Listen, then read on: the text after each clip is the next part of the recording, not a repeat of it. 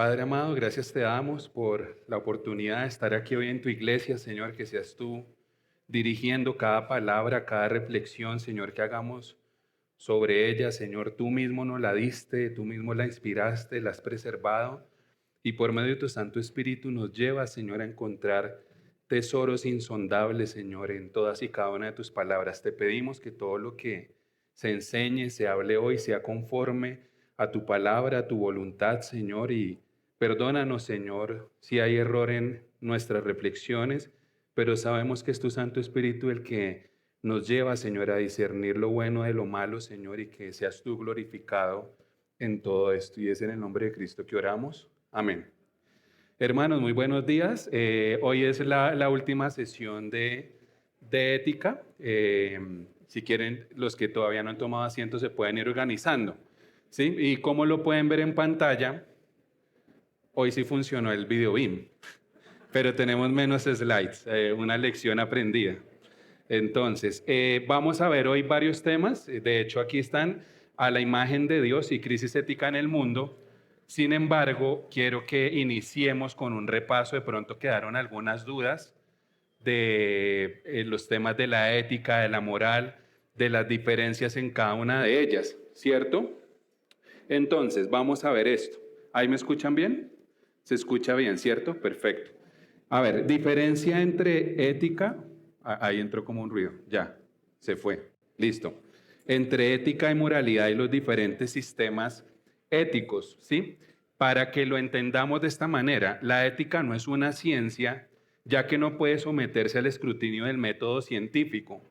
Es más bien una disciplina o una rama del saber o un sistema relacionado al estudio de lo que es bueno, ¿sí? O lo que llamamos virtudes y lo que es malo, o los vicios, ¿sí? Así como al estudio de los deberes del ser humano.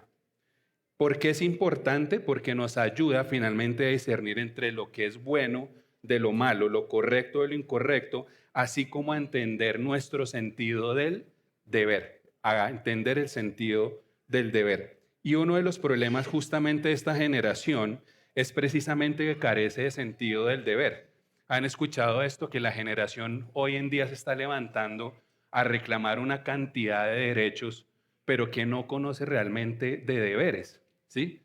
Muchos derechos y muy pocos deberes. ¿Y esto en qué se resume? Miren, para que una sociedad pueda funcionar correctamente, se necesita que los ciudadanos tengan tres cosas. Primero, un sentido del deber. Segundo, un sentido de la vergüenza. Y tercero, un sentido de la culpa. ¿Sí? En el libro Losing Our Virtue, que es Perdiendo nuestra virtud, David Wells argumenta que esta sociedad ha perdido estos tres principios. Ha perdido el sentido del deber, el sentido de la vergüenza y el sentido de la culpa. De ahí que la gente ya no quiera trabajar ni asumir sus responsabilidades como lo hacía en épocas anteriores, y no estamos hablando de hace 5 siglos. Tal vez han escuchado este tema que a medida que van haciendo, como cada 10 años se va generando como una nueva generación, ¿no? Entonces ahora estamos en la primera generación que van a ser en la IA, por ejemplo, y eso va a tener unas grandes implicaciones, inclusive en el desarrollo cognitivo y la capacidad de pensamiento crítico que va a tener la nueva generación. Pero estamos hablando de una generación a las que le llamaban baby boomers.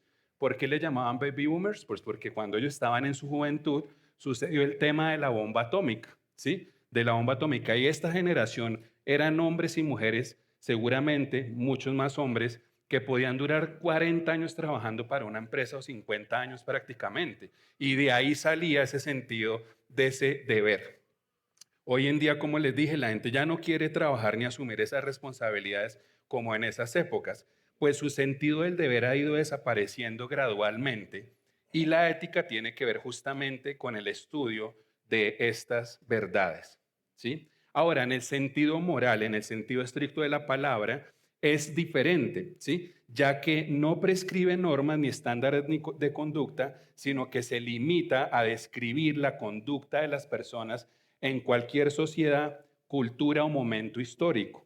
Entonces, al observar la sociedad en la que vivimos hoy en día, los anuncios que se publican en los distintos medios de comunicación, las noticias, las redes sociales, los periódicos, los programas de televisión, ¿sí? Y todo lo que se transmite todo el día en los medios, entre otras cosas, podemos discernir la condición moral en la que se encuentra el mundo hoy en día. Vamos a hablar de algo más tarde, seguramente ya finalizando, y es que recuerdan que hace más o menos 2 o 3 semanas sucedieron dos eventos particulares que muestran la condición moral y ética del mundo. Uno es el asesinato de una inmigrante en Estados Unidos y otro es el asesinato de un hombre que abogaba por principios cristianos y cómo la sociedad en general reaccionó frente a esto. Ahora, si contrastamos la ética versus la moral, ¿cierto? La ética es prescriptiva, es decir, prescribe lo que debe ser, mientras que la moral es descriptiva, lo que ya es o lo que debería ser. La moralidad describe dónde está el estándar de la sociedad, mientras que la ética dice dónde debiera estar ese estándar. Y esa es la radical diferencia entre ambas. Tenemos varios temas de ética, los vamos a ver rápidamente. Está la ética filosófica, teológica, cristiana, cultural, conductual y situacional, ¿cierto? ¿Qué tenemos acá? En la ética filosófica tenemos el sentido del deber del hombre a partir de qué? De la razón. Recuerdan que hablamos del siglo de las luces y de cómo en este siglo se reemplaza a Dios como el estándar moral por el hombre y por su capacidad de racionamiento y sus deducciones lógicas. En la ética teológica tenemos el sentido de deber en cada una de las diferentes religiones y en sus respectivas comunidades.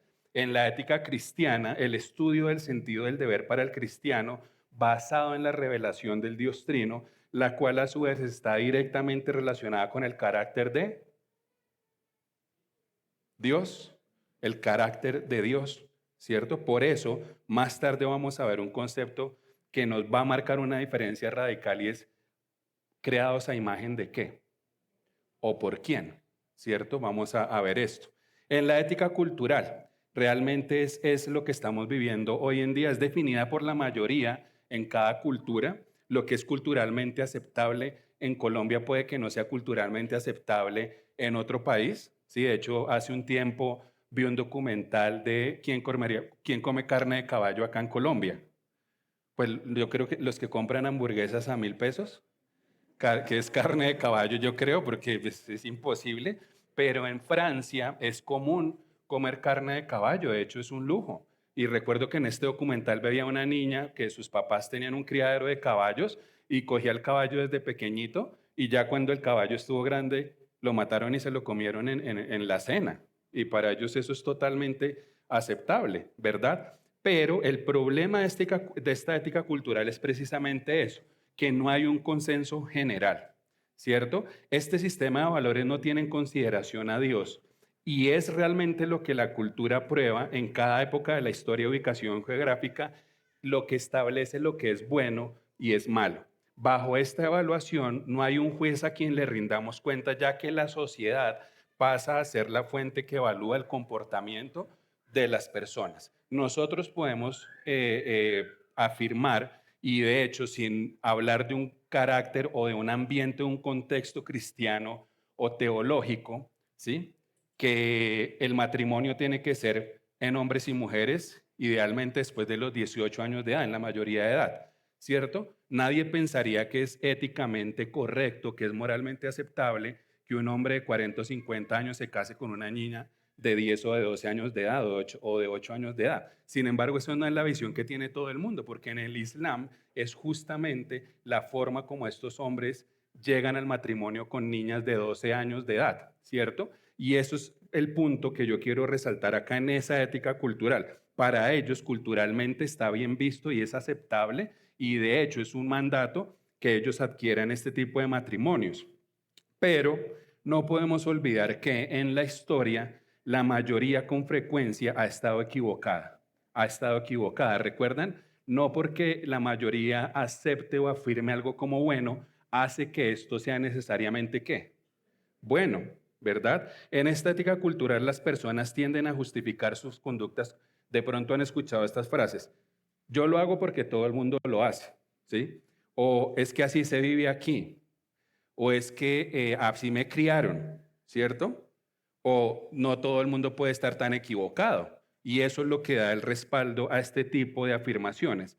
Sigamos a la ética conductual. El énfasis está en la herencia genética, además de las condiciones del ambiente. ¿Sí? Este tema de que es la forma de crianza la que determina la conducta moral moral y ética de una persona. Bajo esta perspectiva, el individuo se vuelve no responsable de sus acciones, porque él ya no es un victimario, sino una víctima de ¿qué? De las circunstancias, de las circunstancias. Bajo esta óptica, siempre va a haber una justificación para que una persona, por ejemplo, mate, asesine a otra, la descuartice, haga lo que sea, porque siempre va a haber una justificación detrás de la forma en la que fue criada o en el contexto social en el cual se desarrolló. Esta ética hace del hombre una especie de máquina o de robot cuyas acciones ya están predeterminadas. No vamos a hablar del tema del determinismo, pero por deducción este es un sistema de ética que ateo, ¿sí? Donde el hombre es el resultado de la materia, muy conectado con el tema del materialismo. Y la ética situacional es un sistema de valores común en la sociedad moderna. Entonces tenemos tanto la ética cultural como la ética situacional. Aquí el más alto valor es el amor. Y uno pensaría, pero entonces no están tan equivocados, porque si lo que los mueve a ellos es el amor, entonces debería ser algo bueno. ¿Alguno ha escuchado una frase, de pronto no la han escuchado, que dice love is love?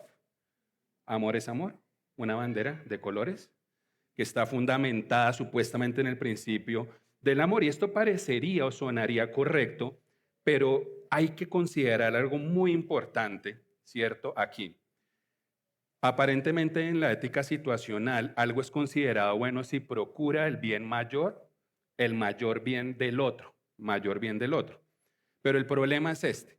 Si en esta ética situacional el mayor valor es el amor, ahora tenemos un problema más grande. ¿Quién define lo que es el amor? ¿De dónde sacamos esta definición? ¿Cierto? ¿Qué es el amor? ¿Qué lo define? ¿A qué clase de amor hacen referencia? ¿El amor romántico, el erótico, el amor condicional? ¿Quién define el mayor bien aquí? ¿Quién define realmente lo que es el mayor bien? ¿Y aquí, a qué bien nos referimos? ¿Sí? Si es a mediano, a corto plazo o a largo plazo. Y esto es algo muy importante. Miren esto. Todo amor que no esté fundamentado en Dios es un amor ¿qué? Condicional, condicional. ¿Les suena esto parecido como que por qué se separaron y se nos acabó qué? El amor. Porque se considera que el amor es un qué? Un sentimiento y una emoción más que una decisión y una determinación diaria de un hombre y una mujer de amarse y de permanecer en ese juramento hasta qué? Hasta que la muerte los separe, ¿sí? O el Señor los llame a su presencia, ¿verdad? Miren, todo amor que no esté fundamentado en Dios es un amor condicional. La palabra de Dios nos revela que Dios es amor y lo que Dios hace por amor. Que Dios es amor nos revela esto y lo que Dios hace por amor. Y esto es primera de Juan 4:7. Observemos. Amados, amémonos unos a otros porque el amor es de Dios y todo el que ama es nacido de Dios y conoce a Dios. El que no ama no conoce a Dios. ¿Por qué? Porque Dios es amor. En esto se manifestó el amor de Dios en nosotros, en que Dios ha enviado a su Hijo unigénito al mundo para que vivamos por medio de Él. Entonces, tenemos dos respuestas contundentes a dos preguntas contundentes. ¿Quién define lo que es el amor y qué hace o cuál es la característica del amor en un solo pasaje bíblico? Bíblico, ¿verdad? Ahora, vamos a hablar de dos términos que seguramente no son fáciles de entender, que es la parte deontológica y teleológica. ¿Listo? No la voy a profundizar porque sé que todos la tienen bastante clara.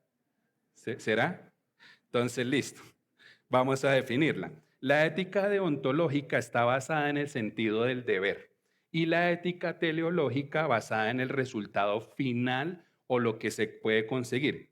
Por otro lado, a la hora de pensar en estos distintos sistemas éticos, hay dos conceptos muy importantes que son los siguientes. Aquí les muestro nuevamente ética deontológica basada en el sentido del deber y ética teleológica basada ¿qué? En el resultado final. Bajo esta última teleológica podemos hablar, ¿se acuerdan que la clase pasada hablamos de algo llamado ¿Prag qué? Pragmatismo, que es la función de las cosas. El pragmatismo busca y afirma que lo que funciona es lo que está correcto, lo que es correcto. ¿Y eso cómo afectaría? No tengo esto en las notas, a una iglesia, por ejemplo.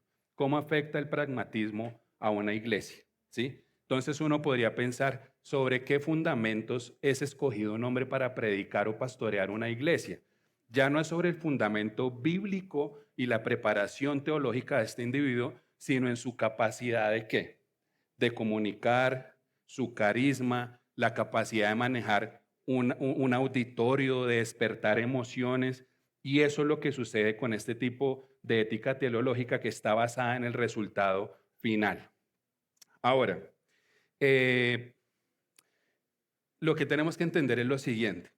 Hay sistemas de ética que creen en la existencia de una verdad absoluta y otros que no creen que haya verdades que absolutas. Realmente donde se agrupan estos sistemas es en este punto, en el absolutismo y el no absolutismo o relativismo. Para resumirlo, para que tengamos como un panorama, no importa cuántos sistemas de ética conozcamos, ¿sí? Seguramente siempre va a haber un nuevo sistema de ética. Recuerdo que hace unos días vi una imagen y decía que en el siglo XXI pensábamos que los carros iban a volar, ¿sí? Y resulta que lo que tenemos es más de 100 clases de gays, ¿sí? Y sigue contando. ¿Se acuerdan que les mencioné eso? Que en esta página de la Sociedad de Psicología hay más de 185 géneros y eso lo mencionamos hace 3 semanas. Si yo vuelvo a eso, seguramente ya hay 190, ¿verdad? Pero entonces aquí vemos que estos sistemas éticos se dividen en esencia en aquellos que creen en una verdad que absoluta, absoluta, y en aquellos que están centrados en el sentido del deber y aquellos que están centrados en el resultado final. Pero en la ética cristiana, el concepto de la verdad y su definición representan ideas fundamentales para entender absolutamente todo lo demás. ¿Usted quiere entender por qué la sociedad está como está? ¿Por qué el mundo está como está? ¿Por qué está sucediendo lo que está sucediendo en el mundo? Quisiéramos, ¿no? Yo quiero entender qué es lo que está pasando, ¿sí? ¿Cuál es mi realidad? ¿Cuál es mi contexto? A nivel sociopolítico, social, intelectual, académico, emocional, psicológico. Y entonces, si yo quiero entender esto, ¿a dónde tengo que acudir? A la palabra del Señor, ¿sí? Esa es una verdad totalmente absoluta. Y en la ética cristiana podemos ver 7 características importantes que debemos citar. ¿Cuál es la primera? La ética cristiana está determinada por la revelación de Dios. Esa revelación tanto general como especial dada en su palabra y de lo cual ya hemos hablado anteriormente. Segundo, la ética cristiana es deontológica, deontológica. ¿Esto qué quiere decir? Que está directamente relacionada con el sentido de qué? Del deber. Contrario a otras ramas de la ética que no están centradas en el deber, sino en el fin de las cosas. La ética cristiana, tercero, es prescriptiva porque determina aquello que debemos ¿qué? Hacer, ¿sí? O cómo debemos vivir. Cuarto, la ética cristiana tiene el carácter de Dios como su más alto ¿qué? Valor o referente, valor o referente. Quinto, la ética cristiana coloca la palabra de Dios como la base para medir todas nuestras acciones, nuestras acciones. Voy a hacer un paréntesis corto acá y no sé de pronto ustedes alguna vez en algún contexto le contaron a alguien que están pasando por una situación difícil y de pronto esta persona no pudo haber dicho, oiga, pero es que usted realmente, pero ¿por qué le pasan esas cosas? Pues usted no es tan malo, ¿sí? Usted no es tan malo, usted es una persona ¿qué? Buena. Y hay un libro, que es un libro que se vendió como pan caliente, ¿sí? Bestseller, que se llamaba o se llama ¿Por qué le pasan cosas que malas a la gente buena? Miren, a la gente le encantó eso, porque todo el mundo se sintió identificado. Oh, yo soy una persona buena y me pasan cosas malas. Yo quiero saber por qué me pasa eso. Y una buena reflexión que podríamos hacer como creyentes no es, Señor, ¿por qué nos ha ocurrido este mal? Sino que, Señor, ¿por qué nos ha ocurrido este bien a nosotros como creyentes? porque todo buen cristiano bíblico sabe que no merece una gota de qué, de gracia y de favor y de misericordia del Señor. Y esto no es una visión fatalista, esto es una visión totalmente alineada con la realidad bíblica, la condición caída del ser humano y la condición de Dios y cómo nos relacionamos con Él. Hay en el sexto lugar tenemos, dentro de la ética cristiana estamos llamados también a qué. En la quinta, si la ética cristiana coloca la palabra de Dios como la base, dentro de la ética cristiana estamos llamados a rendir cuentas ¿a quién? A Dios mismo, ¿sí? Y esto es muy importante que lo tengamos en cuenta. Estamos llamados a rendir cuentas, no somos agentes autónomos, autónomos. Autonomía, autogobierno. Seguramente ustedes tienen este libro, muchos que han pasado por el SEM desde teología sistemática y el otro de doctrina cristiana esencial, y ahí se define el pecado, una definición bien interesante, es como la autonomía y autogobierno del hombre, el hombre queriendo vivir bajo sus propios preceptos y conceptos totalmente desligado de qué? De Dios y de su palabra. Ahora, en estos sistemas éticos, como les mencionaba, se puede hablar de absolutismo y qué, ¿no qué? No absolutismo. Entonces, los absolutos y los que no son absolutos. Si los que defienden verdades absolutas y los que inclusive a raíz de ese relativismo ya han llegado a afirmar, y de hecho esta afirmación es muy contemporánea, es que la verdad no puede ser ¿qué? Conocida. La verdad no puede ser conocida. No solamente niegan que haya una verdad, sino que ahora están afirmando que no importa a dónde vaya usted, cuánto estudie o a dónde acuda, la verdad no puede ser conocida. ¿Recuerdan que hablamos un poco del teísmo y del deísmo? ¿Sí? Del teísmo, Dios como centro de la creación y el ser humano, y el deísmo como un concepto en el cual, aunque se acepta que puede haber un creador, no está relacionado con el Señor, es decir, no es inmanente, ¿sí? No es inmanente al ser humano. ¿Qué quiere decir? Que no está cerca del ser humano, es que es totalmente ininteligible, ¿sí? Que no puede ser, no podemos llegar a comprenderlo o conocerlo, claro está, porque lo están tratando de hacer por medio de ¿qué? De la razón y del intelecto, y no de la palabra del Señor y cómo Él se ha revelado.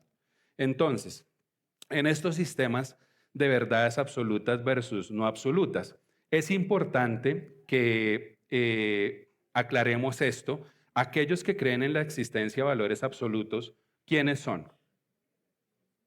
Nosotros, todos nosotros. Nosotros creemos en la existencia de valores absolutos no negociables que no cambian en el tiempo, ¿sí? Y aquellos que niegan o rechazan todo imperativo moral o absoluto, los que creen en el no absolutismo. En otras palabras, los sistemas absolutistas entienden que hay verdades o absolutos por medio de los cuales podemos medir objetivamente la conducta de los hombres, y bajo esta categoría hay tres sistemas específicos que me gustaría mucho que pudiéramos entender correctamente. Les hago una pregunta. ¿Han escuchado estos conceptos antes? ¿Ya están un poco familiarizados? ¿No mucho? No mucho. Bueno, entonces tenemos tres sistemas acá sobre el absolutismo, sistemas absolutos.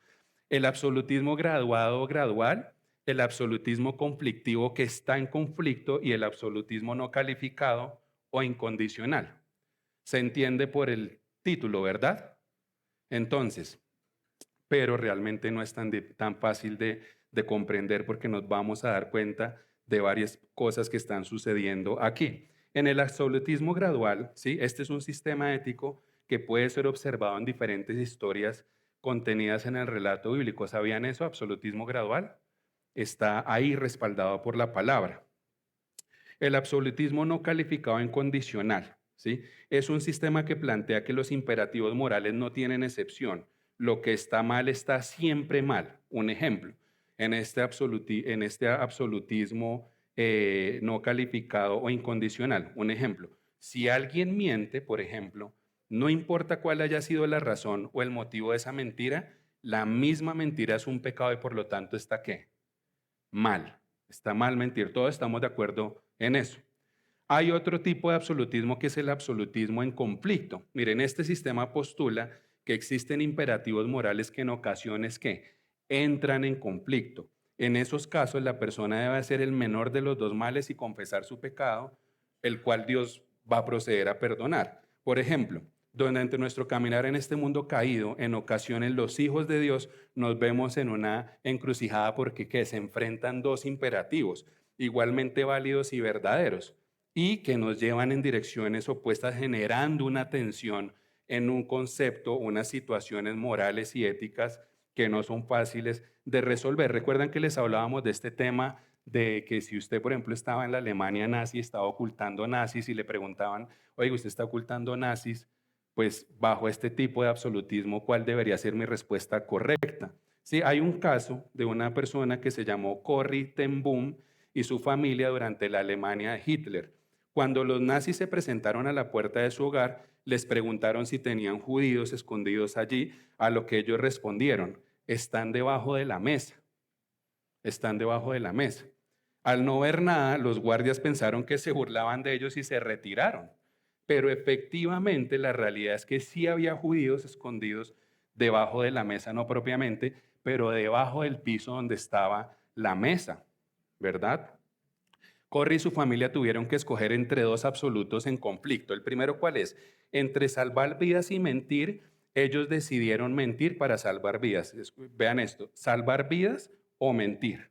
Salvar vidas o mentir, salvar vidas y mentir. Ellos decidieron que mentir para qué? Para salvar vidas. En este caso, el absolutismo en conflicto entiende que ellos pecaron y que deben entonces pedir perdón a Dios. ¿Quién los perdonará si han sido sinceros en esa confesión de pecado?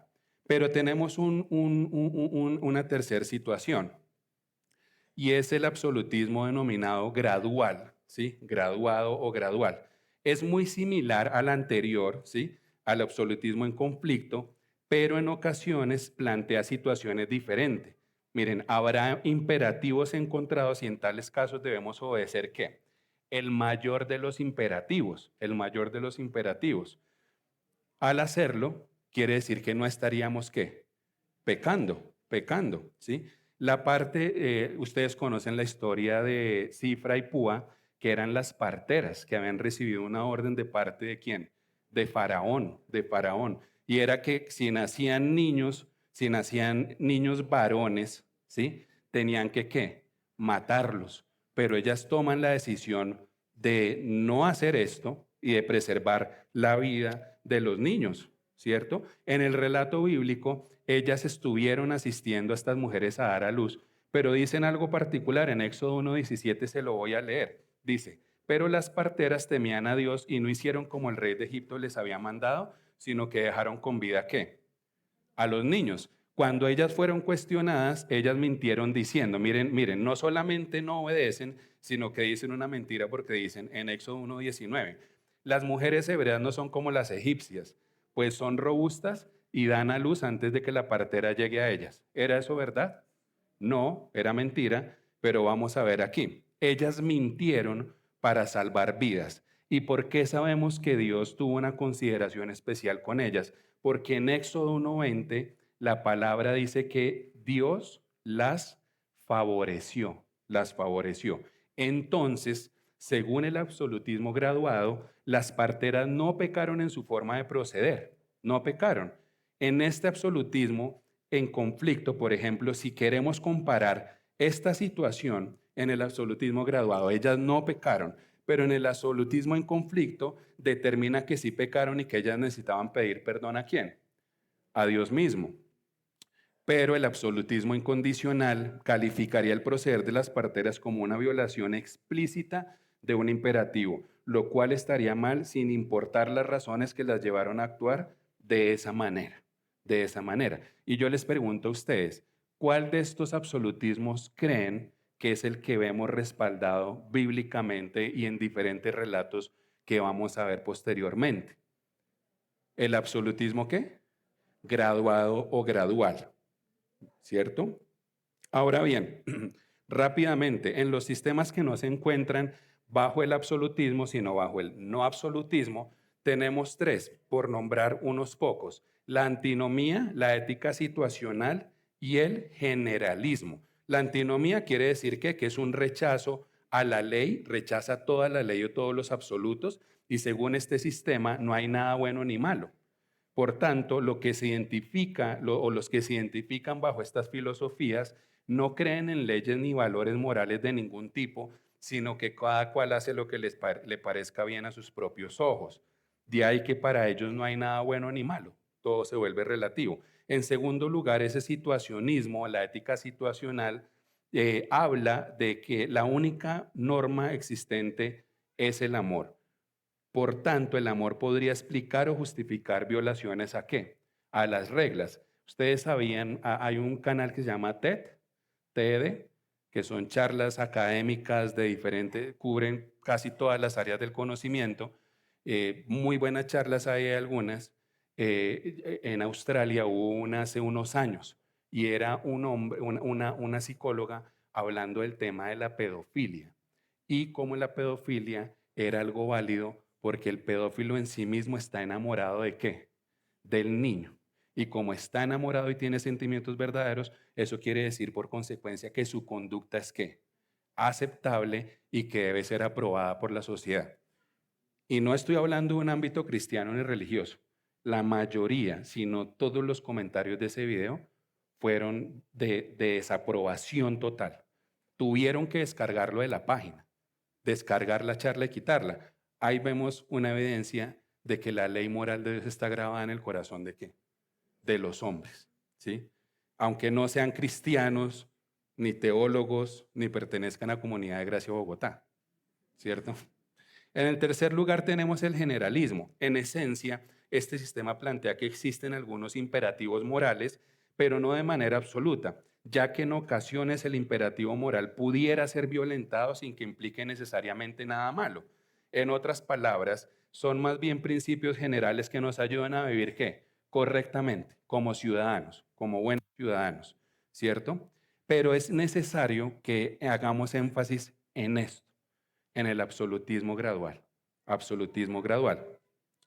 Miren, plantea nuevamente que en ocasiones pueden existir verdades o absolutos morales que se confrontan, confrontados. En ese caso debemos obedecer el mayor de los imperativos y al hacerlo no estaríamos ¿qué?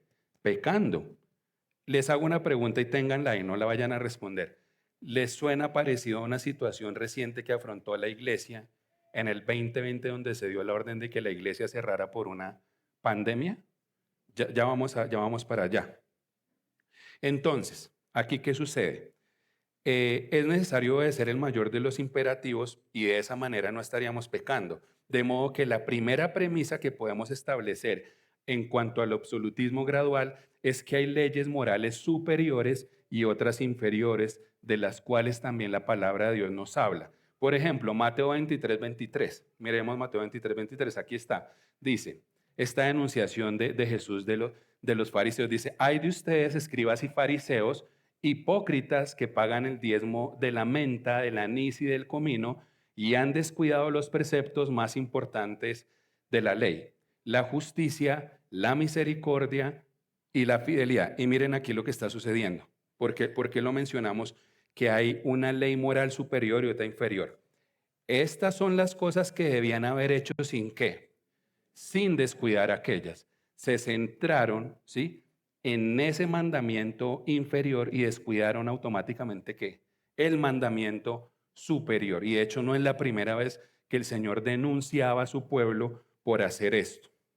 En esta declaración, Cristo claramente estableció que hay preceptos en la palabra que tienen más pesos que otros. Igualmente, en un momento dado, los fariseos se acercaron a Jesús para ponerlo a prueba y le preguntaron: Maestro, ¿cuál es el gran mandamiento de la ley? Mateo 22:36. ¿Cuál es el gran mandamiento de la ley? Y a lo que Cristo responde: amarás al Señor tu Dios con todo tu corazón, toda tu alma y toda tu mente. Este es el grande y el primer mandamiento. Y el segundo es semejante a este: amarás a tu prójimo como a ti mismo. De estos dos mandamientos dependen toda la ley y todos los profetas. Toda la ley y todos los profetas. Pero aquí Jesús no reprendió a los fariseos diciéndoles que todos los mandamientos eran efectivamente iguales, sino que con su respuesta reconoció que ciertamente en la palabra de Dios hay unos que son mayores que otros, mayores que otros. Miren lo que dice Proverbio, aquí no lo tengo, 6:16. Este afirma que 6 cosas hay que odiar al Señor y 7 son ¿qué? Abominación para él, dando nuevamente como ese nivel de comportamientos y de actitudes inmorales para el Señor. Y que existan determinados pecados que el Señor odia más que otros, nos deja ver que hay un mandamiento que Él coloca por encima de otros. En ese sentido, es correcto decir que Dios abomina todos los pecados, pero aparentemente hay ciertas cosas que odia más que otras. La palabra nos afirma que hay diferentes grados de castigo en dónde. En el infierno, en el infierno. Y esto respalda categóricamente que no es el mismo grado de castigo a una persona atea, ¿sí? Un buen ciudadano, un buen ateo, que un hombre que asesinó, mató, violó, descuartizó o un asesino serial, ¿cierto? Entonces, él odia unas cosas más que otras y señala de manera particular este y otros pasajes en la Escritura. Encontramos historias de personas que mintieron justamente por preservar un bien que mayor, lo cual nos deja ver que en este mundo caído hay conflictos morales inevitables aún para el mejor de los seres humanos. En este mundo caído hay conflictos morales inevitables aún para el mejor de los humanos. Por ejemplo, en un momento dado, Dios ordena a Josué entrar a la tierra prometida y eliminar a todos los habitantes. ¿Alguna vez ustedes han debatido, han hablado con un ateo que conozca la palabra de Dios? Muchos se entrenan en esto. Y entonces dicen que ellos no creen en Dios porque Dios es un qué. Hay una palabra que está de moda con el tema de Israel y Palestina, genocida. Y usted dice, pero uy, ¿usted por qué dice eso? Vaya, mire Génesis 6. Vaya, mire lo que pasó con Canaán. Mire lo que pasó en Sodoma y Gomorra. Millones de personas, millones de personas. Pero obviamente en el contexto bíblico esto tiene una razón. Aquí, ¿qué sucede? Dios ordena a Josué, es verdad, entrar a la tierra prometida y eliminar a ¿cuántos habitantes? ¿Unos? ¿Muchos? Todos, todos ellos. Pero Josué sabía muy bien que la ley misma de Moisés dice lo siguiente: no matarás. Una ley que fue dada por el mismo Dios que ahora les está ordenando matar a toda una población.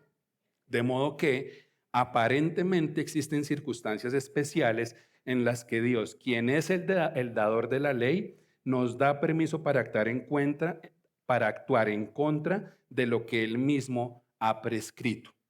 Ahora, seguramente no, lo vamos a ver más adelante. ¿Han escuchado el tema de la pena capital?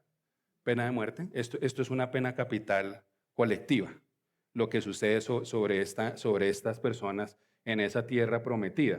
Ahora bien, el hombre no puede decir esto por sí mismo. Discúlpenme, ¿me venden un tarrito de estos? Me lo apuntan ahí a la cuenta del pastor Fernando. Discúlpenme. Con este son 2, que la vez pasada también había otro. Dejémoslo acá. Listo. Para que no se me olvide. Listo. Ahora bien, el hombre no puede decidir esto por sí mismo. Miren, aparentemente existen circunstancias especiales en las que el dador de la ley, que es Dios, nos da permiso u ordena actuar en contra de lo que él mismo ¿qué? Ha prescrito. Ahora bien, mucho ojo con esto. El hombre no puede decidir esto por sí mismo. Dios, quien es el estándar y el autor de la ley, es el único que ¿qué? Que puede tomar estas decisiones. Él es el único. Las excepciones a las reglas las podemos observar de una u otra manera en la vida cotidiana. Les ha pasado que, por ejemplo, uno sale de Bogotá y está entrando en un trancón terrible y hay un semáforo en rojo y uno para, y entonces el oficial de tránsito lo regaña, uno, muévase, muévase. Y uno como que, puedo pasar, pero si está en rojo. No sé si alguno de ustedes ha hecho esto que ha bajado, pero señora gente, está en rojo, no puedo pasar. No, usted acelera y sigue, acelera y sigue. Este es el caso del semáforo en rojo. Es una señal que debemos detenernos, pero en ocasiones aparece como tal este oficial de tránsito y nos indica que debemos seguir avanzando a pesar de que el semáforo sigue marcando esa luz roja. Perdón, me toca bajarle la velocidad. ¿Cómo están todos? ¿Bien? Bueno, entonces, mire, la razón por la que cruzamos aun cuando el semáforo está en rojo es que la misma ley que establece las señales de tránsito le ha dado a este oficial que la autoridad para obviar las leyes de tránsito bajo determinadas circunstancias. Nunca nadie aquí ha salido en pico y placa, ¿verdad? Nunca. Yo tengo que confesar que una vez salí en pico y placa y no sabía que era pico y placa. Entonces me paró. ¿Se acuerdan que yo les había dicho que yo no soy el estándar moral en cuanto a normas de tránsito? ¿Sí? Entonces me paró el policía y me dijo, ¿usted sabía que estaba en pico y placa? Y le dije, no, no sabía. ¿Para dónde va? No, para tal sitio. Pero usted no sabía. Y le dije, no, hubo como un cambio de día raro ahí. Y me dijo, ¿qué hacemos? Y yo le dije, pues, usted es la ley. Sí, usted dígame qué hacemos. Usted normalmente sale en pico y placa y yo no, o sea, no me pasa, pero hoy no sé qué sucedió. Me dijo, bueno, vaya si no lo vuelva a hacer. Entonces yo me fui. No me quedé ahí, imposible irme porque la ley dice el artículo que no me puedo ir. Por favor, llame a la grúa y me lleva el carro para los patios. No, pues me fui. Y entonces yo me quedé pensando en eso y yo dije, oiga, pero él es la ley. Entonces acabo de transcribir una ley, pero la misma autoridad me dijo, váyase para su casa. Eso sí me dijo, mire, si lo llegan a parar, es muy probable que le pongan y le inmovilicen el carro. Pero miren, ciertamente en esos momentos hay una violación de la ley. No estoy hablando del pico y placa, estoy hablando del semáforo en rojo, ¿sí? Porque la gente de tránsito representa la ley, pero en general no se viola esta ley, ¿sí? ¿Por qué? Porque el mismo agente está determinando que no es una violación. Miren, de igual forma, cuando Josué recibe la orden de eliminar a todos los habitantes de Jericó, su obediencia a esa orden implicaba inevitablemente una violación de un principio de la ley escrita dada a los hombres por medio de Moisés, que es cuál: no matarás.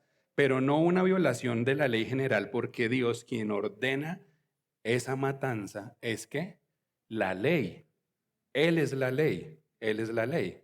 La historia de Abraham y su hijo Isaac nos muestra otro ejemplo de estos conflictos morales inevitables cuando Dios decide probar la fe de Abraham ordenándole ¿qué? Llevar a su hijo y sacrificarlo. Todos conocemos muy bien esta historia y sabemos que al final fue Dios mismo quien evitó que él sacrificara a Isaac, ¿cierto? Pero él estaba dispuesto a hacerlo por obediencia ¿a quién? Al Señor, aunque no quiere decir que él no entró en un conflicto moral. A ver, ¿cuántos años llevaba prometiéndole este hijo? Y ya cuando lo tiene, le da la orden de que lo sacrifique. De hecho, el texto no nos muestra en ningún momento que Abraham duda, sino que Abraham, a raíz de esto, también es considerado en Hebreos 11 como un ¿qué? ¿Padre de qué? De la fe, porque Hebreos 11 nos dice que Abraham estaba tan seguro del poder de Dios que sabía que si él sacrificaba al niño Dios, ¿qué podía hacer? Resucitarlo, resucitarlo. Miren, como ya lo hemos mencionado, según el absolutismo gradual, Dios no culpa a la persona cuando viola una ley menor por guardar una ley o un principio mayor.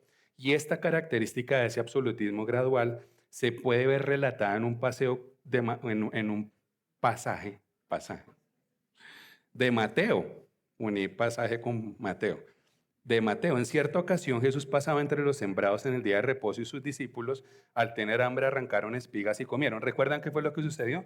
Que los fariseos les cayeron encima. No, es que esto no está permitido en el día del Señor. Y es ahí que Jesús se presenta como que, no transgrediendo la ley, sino que les dice, yo soy el Señor de qué?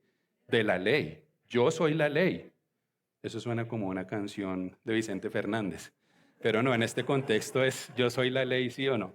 En este contexto es yo soy la ley. Yo digo lo que es lícito o ilícito. Y en ese momento era lícito que ellos tomaran ese trigo y esas espigas para comer. ¿No habéis leído lo que hizo David cuando él y sus compañeros tuvieron hambre? Como entró en la casa de Dios y comieron los panes consagrados. Él cita esto porque él mismo muestra y vuelve al mismo punto. Si ustedes hubieran sabido lo que significa misericordia quiero y no sacrificio, no hubieran condenado a los inocentes, porque el Hijo del Hombre es Señor del día de ¿qué? De reposo.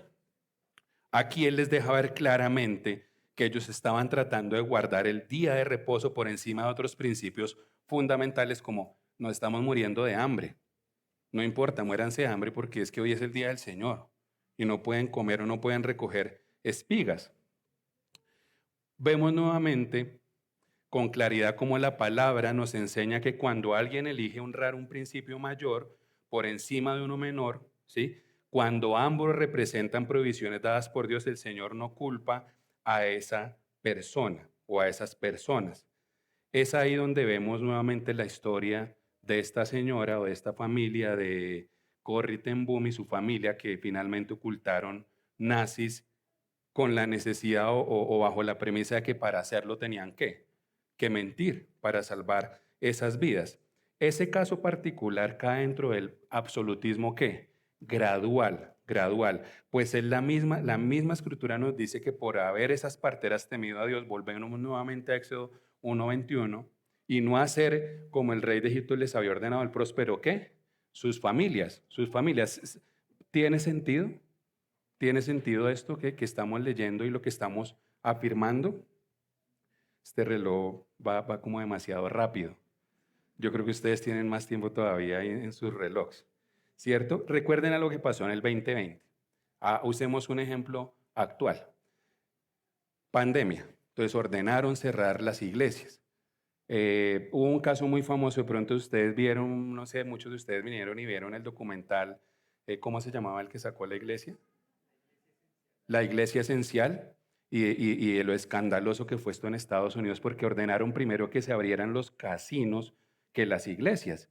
Entonces, John MacArthur y todos los líderes de Grace consideraron que era un mandato anticonstitucional porque la iglesia es un derecho fundamental para el ser humano. Entonces, abrieron su iglesia y pues el gobierno no se quedó tan tranquilo, los demandaron, esto fue un caso tremendo y sale en ese documental que Thomas More, que era como el buffet de abogados que entran a defender a Grace finalmente, pues Grace gana este arbitraje y de hecho es el estado de California el que le tiene que pagar a la iglesia de Grace dinero por haber querido cerrar la iglesia, ¿sí?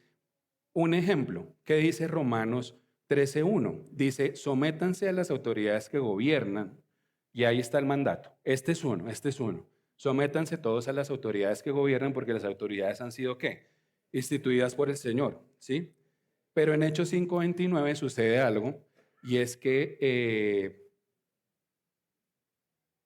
Hechos 5:29 dice, debemos obedecer a Dios antes que a los hombres. Y entonces ahí está el otro mandato. Entonces, ¿cuál debemos obedecer? El mandato moral de evangelizar el mundo, de evangelizar el mundo. Entonces, ese es el punto que quiero que tengamos muy claro acá. Hay un imperativo moral que es mayor que el otro, el cual debemos obedecer primero y Dios no nos va a culpar de hacerlo. Otro caso interesantísimo, Rahab. ¿Recuerdan a Rahab? ¿Qué hace Rahab? Que esconde a los espías, ¿sí? Para salvar su vida. No sé, en el desarrollo gradual y progresivo de la revelación, no creo que Rahab tuviera en su mente, uy, estoy salvando al pueblo de Israel de donde vendrá el Mesías escogido, el hijo de David, el retoño, el león de Judá. Seguramente no estaba pensando en eso, ¿sí? Probablemente estaba pensando en guardar su vida, pero el Señor tiene en cuenta, y ella lo hace, ¿por qué? Porque ella afirma que este pueblo está con Dios, que ellos saben y reconocen que Dios está a favor del pueblo de Israel y de esos espías. Entonces, ¿qué sucede? Aquí Rahab escondió a los 2 espías enviados por Josué a explorar esa tierra prometida y les mostró misericordia al decidir mentir al rey de Jericó para salvar ¿qué? Sus vidas. Y es curioso porque uno podría decir, y bueno, no se supo nunca más nada de Rahab, hasta ahí quedó. Pero en Hebreos 11:31 está nombrada en el listado de héroes de ¿qué? De la fe, ¿sí? Como aparece en este libro. Pero en fin, todas estas historias nos dejan ver que ciertamente en la palabra de Dios hay casos de ¿qué? De absolutismo gradual. Algo que les mencionaba que quiero tenerlo muy presente y que lo tengamos. El hombre no puede decidir esto. Es Dios el que lo decide y lo determina. Y lo ha hecho en determinados puntos o situaciones de la historia. Dios, quien es el estándar y el autor de la ley, es el único que puede hacer esto. Ya vimos el caso del semáforo en rojo, ¿sí? Nuevamente, Dios no culpa a la persona cuando viola una ley menor por guardar una ley o principio mayor.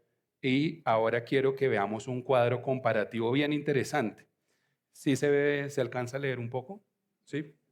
Dice, entonces, ¿qué tenemos acá? Hay tres columnas que representan tres sistemas éticos, como lo en la primera, absolutismo gradual, relativismo y ética ¿qué? Situacional. Y tenemos unas filas que hablan de absoluto, la fuente de la verdad, el máximo valor, excepciones a las reglas y exoneraciones. Aquí vamos a ver grandes diferencias. En el absolutismo gradual hay absolutos, sí. En el relativismo y la ética situacional, no, no. La fuente de la verdad en el absolutismo gradual, ¿cuál es? Dios. Y en el relativismo o la ética situacional, ¿quién es? El hombre. El máximo valor en el absolutismo gradual es la verdad de Dios, la verdad de Dios. En el relativismo es la opinión individual y en la ética situacional es ¿qué? El amor entre comillas. Hay excepciones a la regla. En el absolutismo gradual no hay excepciones a la regla, pero en el relativismo y la ética situacional sí. Y exoneraciones, sí, como lo acabamos de ver, pero en el relativismo y la ética situacional no las hay.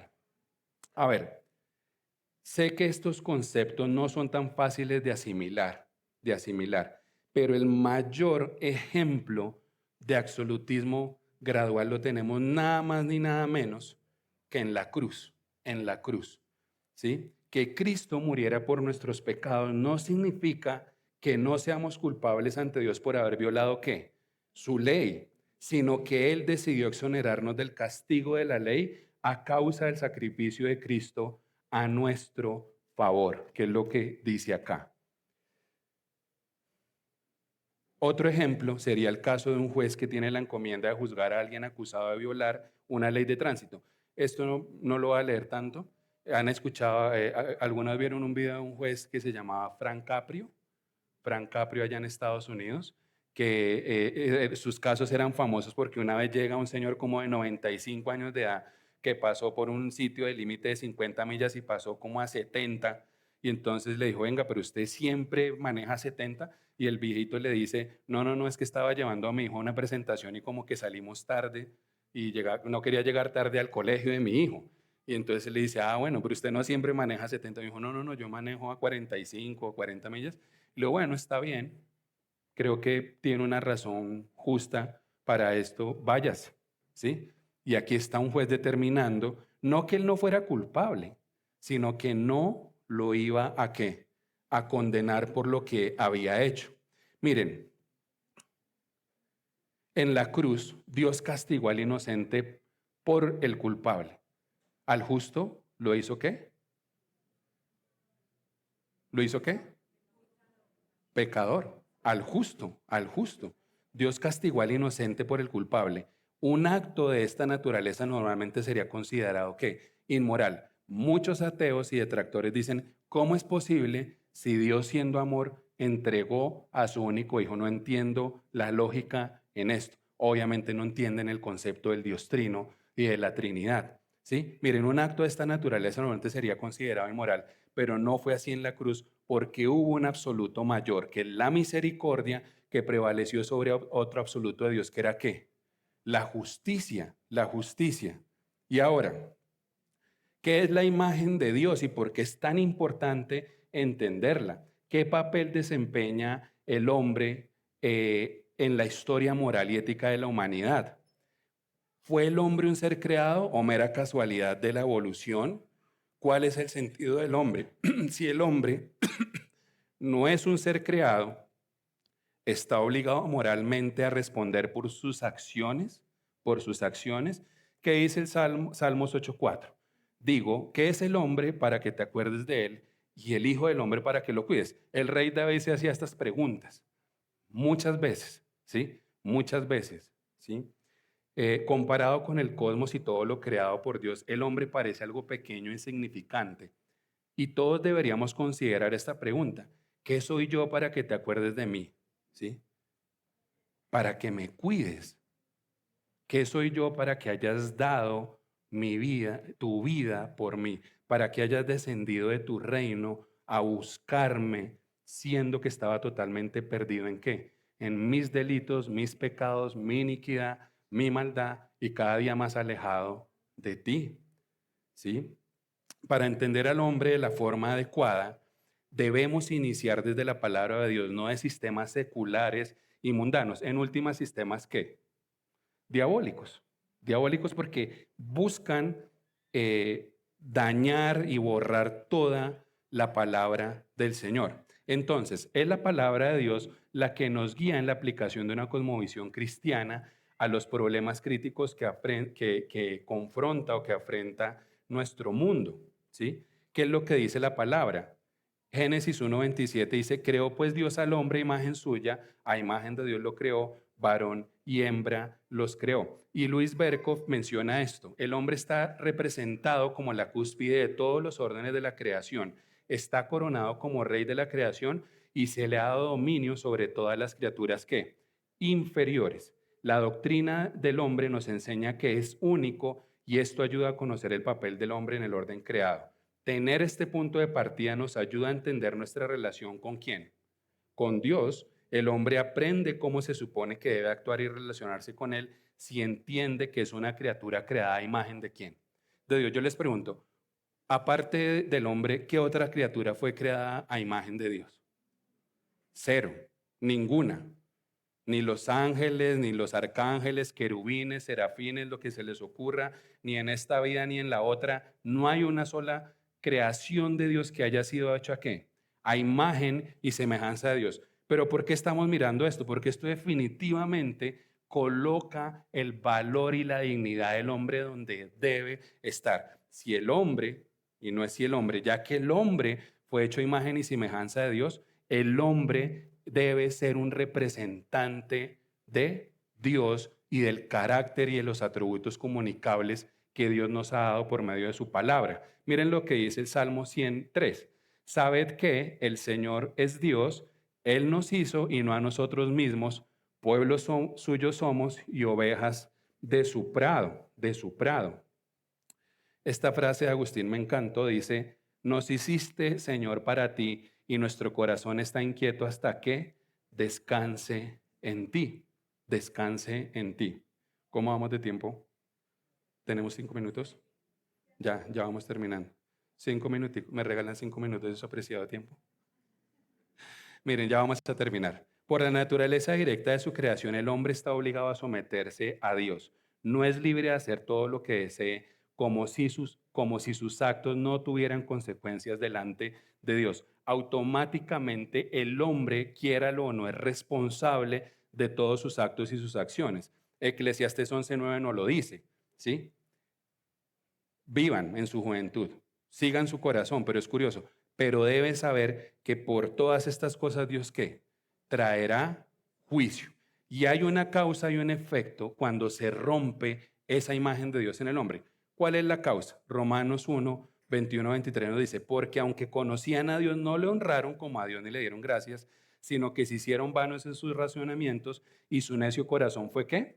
Entenebrecido, profesando ser sabios, se volvieron necios y cambiaron la gloria del Dios incorruptible por una imagen en forma de hombre corruptible, de ave y de cuadrúpedos y de reptiles. Pero aquí vamos a ver la consecuencia. Como ellos no tuvieron a bien reconocer a Dios, Dios los entregó a una mente depravada para que hicieran las cosas que no convienen, llenos de toda injusticia, maldad, avaricia, malicia, colmados de ¿qué? Envidia, homicidios, pleitos, engaños y malignidad. Son chismosos. Esto está describiendo el estado actual de la sociedad, y no solamente la actual, de la sociedad desde que el ser humano cayó de la gloria y la presencia de Dios. Detractores, aborrecedores de Dios, insolentes, soberbios, jactanciosos, inventores de lo malo, desobedientes a los padres, sin entendimiento, ¿sí? Entendiendo que los que practican tales cosas son ¿qué? Dignos de muerte, que porque no solo las hacen, sino que también las practican y dan aprobación a quienes las practican.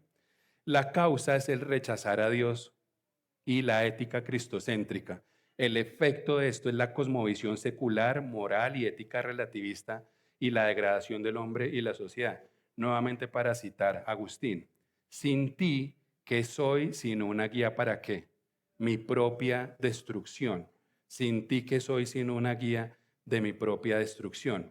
Y ya para terminar, quiero que reflexionemos en esto. Jesús es la meta restaurativa de la imagen deteriorada por el pecado del hombre. Jesús es la meta restaurativa de la imagen deteriorada por el pecado del hombre. Hebreos 11, 1 al 2 nos dice, puestos los ojos en Jesús, autor y consumador de la fe, el cual por el gozo puesto delante de él sufrió la cruz, menospreciando el oprobio y se sentó a la diestra del trono de Dios. Y Efesios 4:3, hasta que todos lleguemos a la unidad de la fe y del conocimiento pleno del Hijo de Dios, a la condición de un hombre maduro a la medida de la estatura de la plenitud de Cristo. Ya para cerrar, este autor dice lo siguiente, la meta de Dios en la redención es conformidad a la imagen de su Hijo. La glorificación consiste en ser hechos como Cristo, la imagen perfecta de Dios en la naturaleza humana. Y cuando no sucede esto, ¿qué pasa? Crisis ética y moral en el mundo. Yo creo que ya terminamos acá por hoy. Una noticia es que eran cuatro clases, pero me pidieron desde las directivas, desde la gerencia, que diéramos cuatro clases más que van a tratar temas situacionales. Aquí vamos a entrar en materia, ¿sí? O sea que ayúdenme a orar porque no son temas fáciles de tratar, a que el Señor disponga nuestro intelecto, nuestros corazones y damos por terminada nuestra clase de hoy. ¿Les parece o quieren seguir? No, ya. ¿Quién dijo sí? ¿Quién dijo no? ¿Seguimos o paramos? Listo, bueno, démosle gracias al Señor Padre. Gracias, Señor, por este tiempo en tu palabra, por darnos el tesoro inagotable de ella, Señor. En ella encontramos vida, redención por medio de Cristo. Nos encanta estudiar tu palabra, Señor, y profundizar, pero es justamente ella la que nos lleva a la revelación de Cristo. Que esta imagen con la que nos has creado, Señor, y esa situación, Señor, en la cruz en donde Cristo pagó por nuestros pecados, Señor, sea una realidad cada día de nuestra vida, Señor, que anhelemos ser como Cristo, Señor, independientemente de lo que hagamos, donde vivamos, Señor, en el contexto en el que nos encontremos. Si cumplimos con este propósito, Señor, habremos cumplido con toda tu ley, que es amarte con toda nuestra mente, nuestra alma y nuestras fuerzas y al prójimo como a nosotros mismos, Señor. Queremos ser cada día más como Cristo y menos como nosotros, como lo dijo Juan, que nosotros mermemos para que Él crezca, Señor. Gracias te damos y es en el nombre de Cristo que oramos. Amén.